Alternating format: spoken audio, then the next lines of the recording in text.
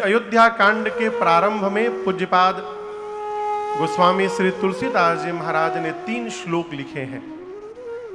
पहले श्लोक में भगवान शंकर का वंदन किया है, दूसरे श्लोक में राम जी के मुख का वंदन किया है, और तृतीय श्लोक में मेरे पीछे जो आप स्वरूप दर्शन कर रहे हैं मेरे ठाकुर जी का, इस स्वरूप का वंदन किया है।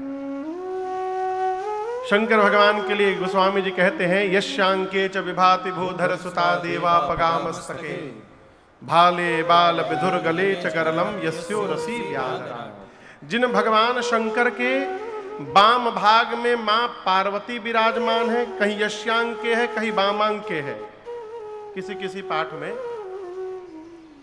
जिनके सिर पर देव नदी मां गंगा है, ललाट पर दूज के चंद्रमा है, गले में हलाहल विष है, वक्षस्थल पर वासुकी सर्प यज्ञोपवीत की भांति सुशोभित है। जो भगवान शंकर सर्वत्र हैं, सबके स्वामी हैं, उन भगवान शिव को मैं बारंबार वंदन करता हूं। देखिए, जीवन में भजन कैसे करना है यदि सीखना है तो भगवान शंकर का दर्शन करिए।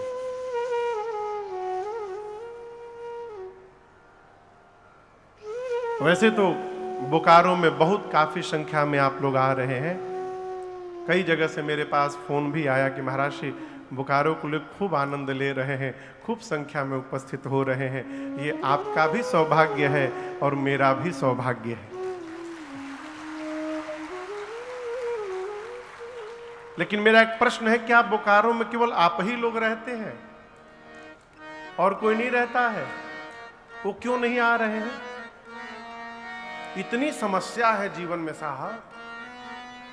किसी से कहिए कि चलो कथा में, कथा सुनने का टाइम है, अभी इतना टेंशन है आप सोच नहीं सकते। यही तो बात है, टेंशन है इसलिए आना आवश्यक है यहां पर।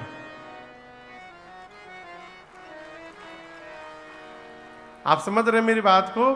भगवान शंकर से अधिक कोई समस्या में रहता है। अब आप कहोगे महाराज जी तो भगवान है, इनको क्या समस्या है? प्रेमचंद जी, हम गिना रहे हैं समस्या। देखिए, बाबा के बगल में पार्वती मैया बैठी हैं, और सिर पर कौन बैठा है? गंगा मैया। जोर से कहिए। गंगा मैया। बगल में पार्वती मैया बैठी हैं, कपारे पर गंगा मैया बैठी हैं। ये टेंशन का विषय नहीं है। आप कहिए, टेंशन का विषय नहीं है। बाबा के गले में सांप है, कार्तिकेय भगवान मोर पे चलते हैं, बगल में मोर भी है नीचे।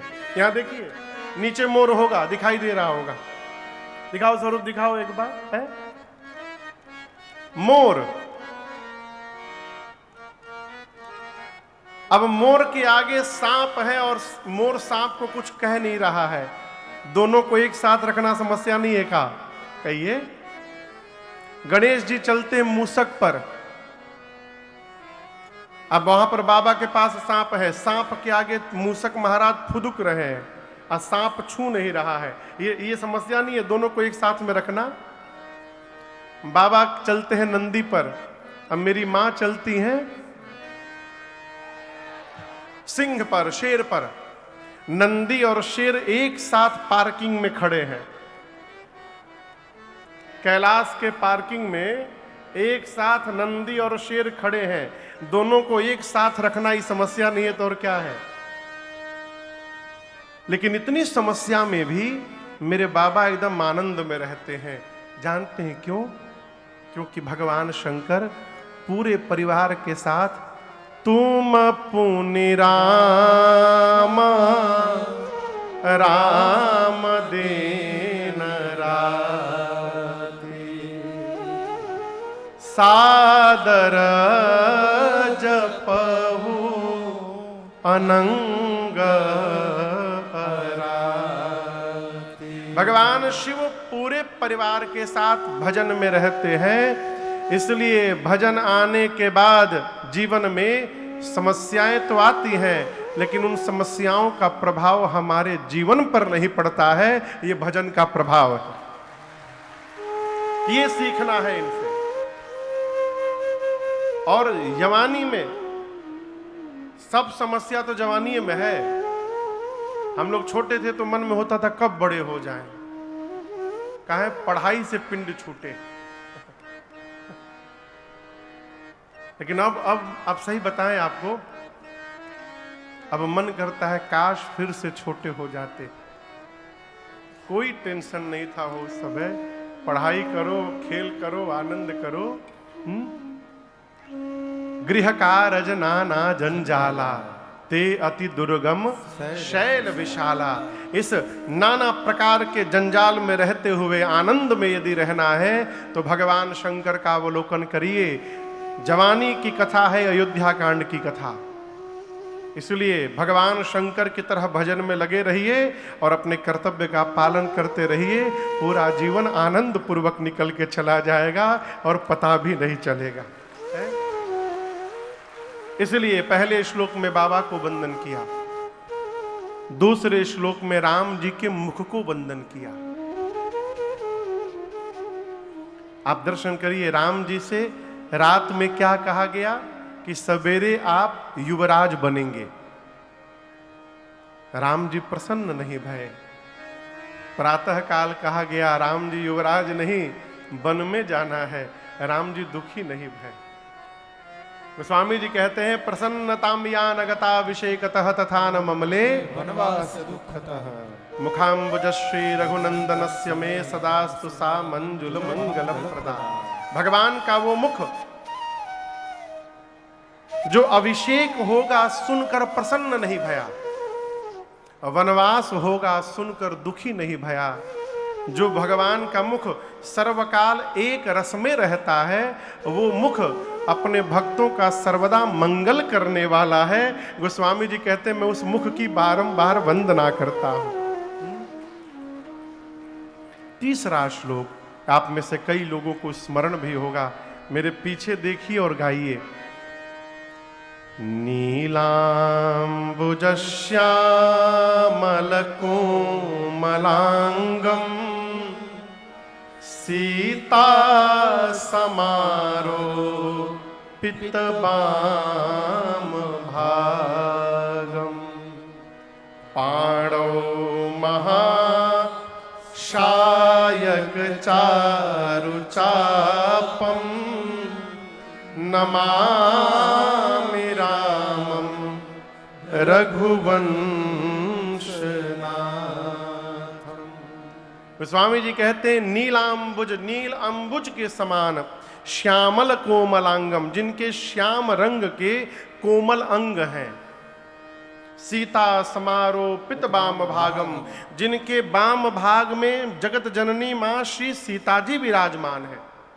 वो राम जी पाणौ यानी दोनों हाथ में, उभौ है पाणौ, महासायक चारु चापम, एक हाथ में महासायक यानी धनुष रखे हैं और दूसरे में चारु, चारु माने सुंदर, चाप माने धनुष, अपना सुंदर सारंग धनुष पकड़े हैं। एक हाथ में बाण, एक हाथ में धनुष पकड़कर सीता जी के साथ रघुवंश के सिंहासन पर विराजमान है। उन राम जी को नमामि रामं रघुवंशनाथम, मैं बारंबार वंदन करता हूं। ये 3 श्लोक हैं अयोध्या कांड के और इसके बाद कथा प्रारंभ की गोस्वामी जी ने। लेकिन आप दर्शन करिए, प्रारंभ करने के पहले एक दोहा लिखा। ये दोहा आप में से कितने लोगों को याद है? अयोध्या कांड का पहला दोहा कितने लोगों को याद है? एक मजे की बात बताएं, पूरे पंडाल को याद है।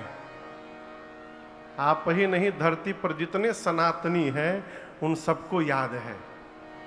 लेकिन मालूम ही नहीं था महाराज ये अयोध्या कांड का दोहा है। आइए साथ में गाइए। श्री गुरु चरण सरोज रज निज मन मुकुर सुधार, बरनौ रघुबर बिमल जस जो दायकु फल चार। अच्छा, ये दोहा कितने लोगों को याद था? पहले क्यों नहीं हाथ उठाए? महाराज हम तो जानते थे कि श्री हनुमान चालीसा का है, लेकिन आपको बताऊं ये अयोध्या कांड का प्रथम दोहा है। यहां से गोस्वामी जी ने उठाकर श्री हनुमान चालीसा में उसको रख दिया है। गोस्वामी तुलसीदास जी अयोध्या कांड की कथा प्रारंभ करने से पूर्व कहते हैं, श्री गुरु चरण सरोज रज, सरोज यानी कमल, चरण यानी पांव। मैं अपने श्री गुरुदेव भगवान के कमल रूपी पांव में जो रज लगा है, धूल लगा है, उस धूल से निज मन मुकुर सुधारी। मुकुर समझते हैं? मुकुर, मुकुर मने शीशा, दर्पण, मिरर, मिरर। मुकुर यानी दर्पण, शीशा। अच्छा आप बताओ, सुबह सुबह नहाकर शीशे के सामने कौन कौन जाता है?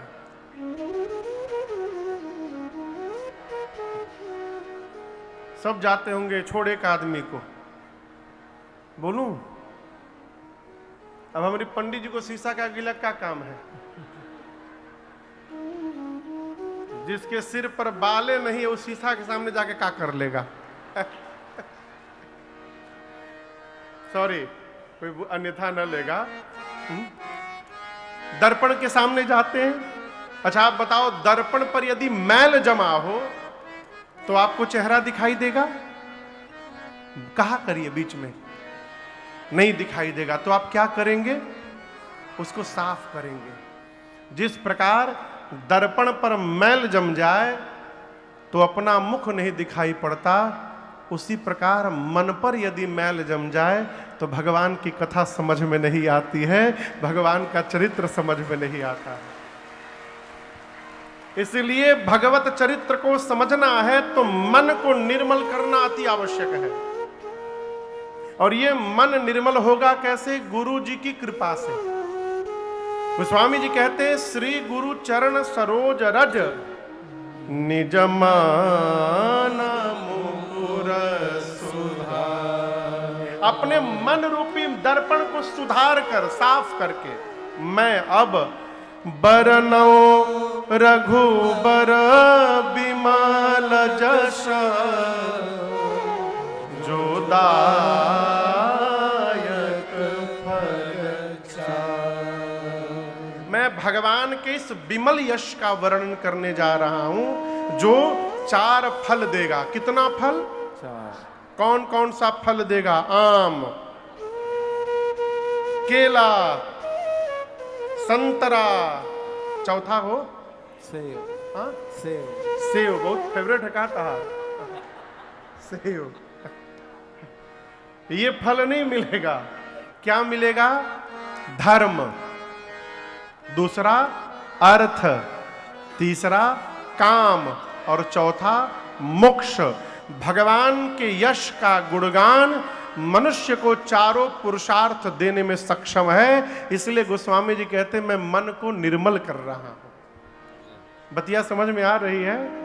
इसलिए कुछ ना करिए, मन निर्मल करिए। मन निर्मल नहीं होगा तो आप भगवान के लिए दौड़िएगा, मन निर्मल हो जाएगा तो भगवान आपके लिए दौड़ने लगेंगे।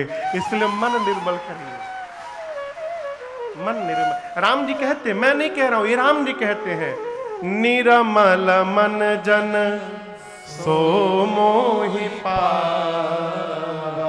राम जी क्या कहते हैं? निर्मल मन। जिस मनुष्य का मन निर्मल हो गया सो मोहि पावा। पावा माने पाएगा नहीं, पावा यानी पाया हुआ है। भगवान को ढूंढना नहीं है, भगवान मिले मिलाए हैं। दिखाई काहे नहीं पड़ते महाराज? मन निर्मल नहीं है, इसलिए दिखाई नहीं पड़ते हैं?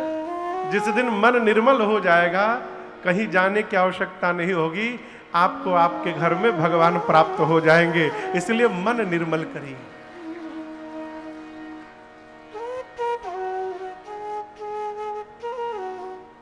पूज्यपाद गोस्वामी तुलसीदास जी अयोध्या कांड की प्रथम चौपाई लिखते हैं। आगे आगे हम गाएंगे, पीछे से सुनकर आप गाइएगा, ठीक है? जब ते रामा ब्याही घर आए, जब तेरा ब्याही घर आए, नित नव मंगल मोद बधाए, नित नव मंगल मोद बधाए, भुवना चारि दस भूधर भारी, भुवन चारि दस भूधर भारी, सुकृत में पर सही सुख बारी, सुकृत में पर सही सुख बारी, रिधि सिद्धि संपत्ति नदी सुहाई, रिधि सिद्धि संपत्ति नदी सुहाई, उमगी अवध बुद्धि कहूँ आई, उमगी अवध बुद्धि कहूँ आई, उमगी अवध बुद्धि कहूँ आई, उमगी अवध बुद्धि कहूँ आई। गोस्वामी जी कहते हैं, जबते राम ब्याही घर आए, जिस दिन से श्री रघुनाथ जी विवाह करके अयोध्या आए हैं, अयोध्या में क्या स्थिति है? नित नव मंगल मोद बधाई। अयोध्यावासी नित्य नवीन आनंद महोत्सव मना रहे हैं, नित्य बधाई गाई जा रही है, लोग नित्य उत्सव मना रहे हैं। और आपसे कहूं, अयोध्या का ये महोत्सव, उत्सव, बधाई, गीत, आनंद 11 वर्षों तक चलता रहा। कितने दिन तक? भगवान विवाह करके आए, उसके बाद 11 वर्ष तक अयोध्या में ये उत्सव नित्य चलता रहा। आप कहोगे महाराज ये कैसे संभव है? स्वभाव से संभव है। कई लोग सब कुछ होने के बाद भी रोते रहते हैं और कई लोग अभाव में भी आनंद में झूमते रहते हैं। ये स्वभाव है। प्रेम भैया, यदि आनंद में रहने का स्वभाव बन गया तो आप धरती के किसी भी कोने में रहेंगे तो नाचते रहेंगे, और रोने का यदि स्वभाव बन गया तो बैकुंठ मिलने का बाद भी आदमी रोता ही दिखाई पड़ेगा। वो है स्वभाव। अयोध्या में लोग आनंद महोत्सव मना रहे हैं। गोस्वामी जी कहते हैं, भुवन 4 10, 4 10 कितने होते हैं? 14 भुवन में ये महोत्सव चल रहा है। ऐसा लगता है कि अवधवासियों के जीवन के सत्कर्म सुकृत मेघ, जीवन के सत्कर्म मेघ बन करके, बादल बन के अयोध्या वासियों के ऊपर सुख की वर्षा कर रहे हैं। सब प्रकार से लोग प्रसन्न है, सब विधि सब पुर लोग सुखारे। देखिए, एक आपका भ्रम दूर कर दे हम। आज किसी ने मेरे से प्रश्न किया कि प्रातःकाल एक प्रेस के साथ संवाद था, तो किसी ने प्रश्न किया, महाराज जी जीवन में कर्म महत्वपूर्ण है कि धर्म?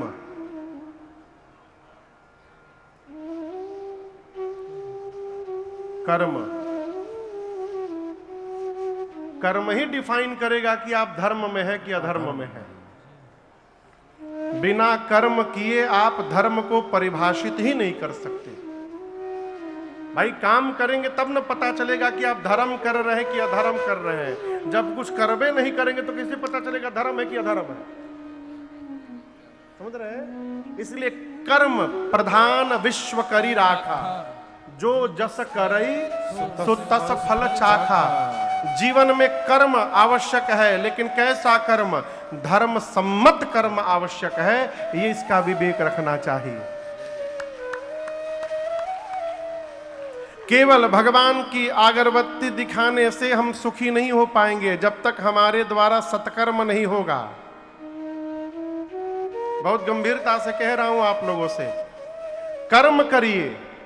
कैसा कर्म? सत्कर्म करिए, परमार्थ करिए। क्यों? बिना सत्कर्म किए जीवन में सुख मिलने वाला नहीं है। आपको उदाहरण दे रहा हूं, आपको बहुत भूख लगी हो, बहुत भूख लगी हो,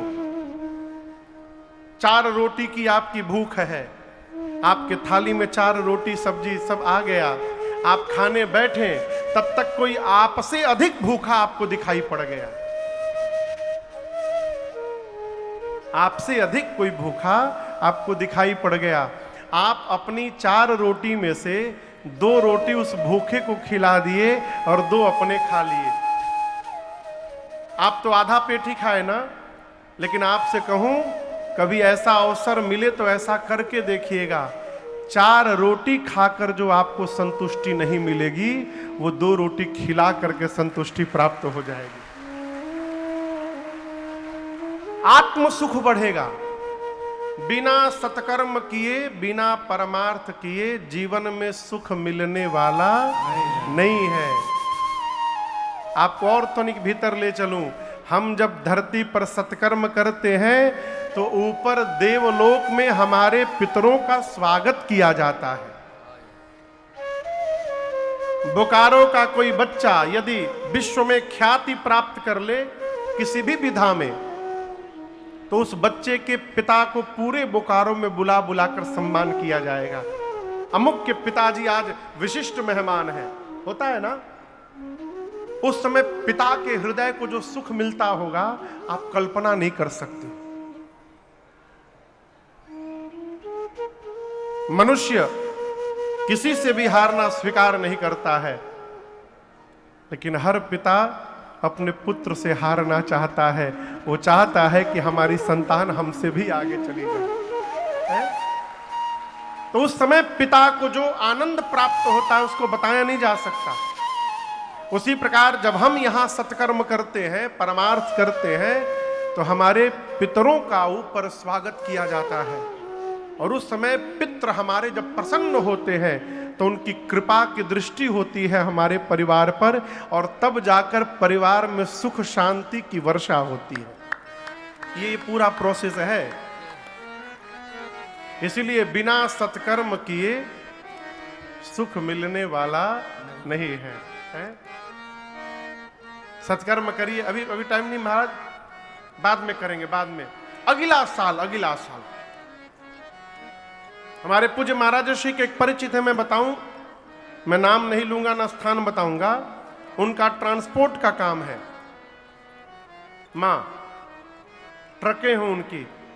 तो वो उनकी जब 5 ट्रकें थी तो बोले महाराज जिस दिन 11 ट्रक होगा आपकी राम कथा कराऊंगा। ये बात है 25 साल पुरानी। बोले जिस दिन 5 से 11 ट्रकें हो जाएंगी उस दिन आपकी कथा कराऊंगा। आज उनके पास 450 ट्रक है, लेकिन आज तक कथा नहीं हो पाई। 450 ट्रक है, आज कथा नहीं हो पाई। इसलिए सत्कर्म के लिए कल पर न टालिए, तुरंत करिए। भगवान जितना दिए उतने में करिए। कहो कल क्या होगा कौन जानता है।